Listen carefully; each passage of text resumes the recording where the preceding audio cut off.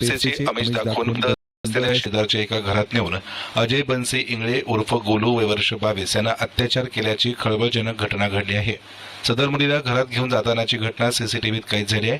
शेजारील महिला त्या घरासमोरील बांधलेल्या जनावरांसाठी खाल्लेल्या टरबूजाच्या साली टाकण्यासाठी गेली असता आतून मुलीचा आणि मोबाईलचा आवाज येत असल्यानं तिनं आत डोकावला असता सदर प्रकार उघडकीस आला।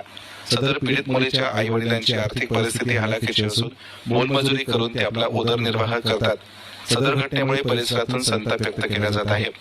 याच पीडितेच्या 7 वर्षीय मोठ्या बहिणीवर देखील यापूर्वी आरोपीनं असा प्रकार करण्याचा प्रयत्न केल्याची माहिती पीडित कुटुंबियांनी दिली।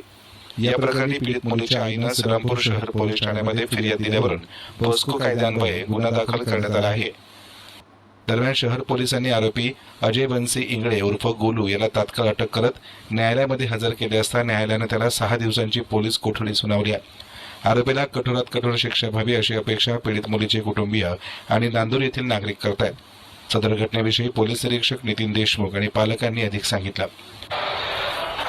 तालुक्यातील एका गावामध्ये 5 वर्षीय मुलीला आरोपी नामे अजय बनसे इंगळे याने पेप्सी कोला देण्याच्या बहाण्याने तिचे कपडे काढून तिचा विनयभंग केला, तसेच तिच्यावर लैंगिक अत्याचार केल्याबाबत पीडित मुलीच्या आईने पोलीस स्टेशनला दिलेल्या फिर्यादीवरून पोलीस स्टेशनमध्ये पोक्सो कायदा व माधवी BNS कलम 64, 65 व इतर यान्वये गुन्हा दाखल करण्यात आलेला आहे। सदर गुन्ह्यामध्ये आरोपीला अटक करण्यात आलेली असून त्याची पोलीस कोठडी घेण्यात आलेली, गुन्ह्याचा अधिक तपास करण्यात येतो। हमारे बच्चे के साथ जो भी होया ना, ऐसा नहीं होने को होना था हमारे बच्चे के साथ, और कोई बच्चे के साथ भी ऐसा नहीं होने को होना है।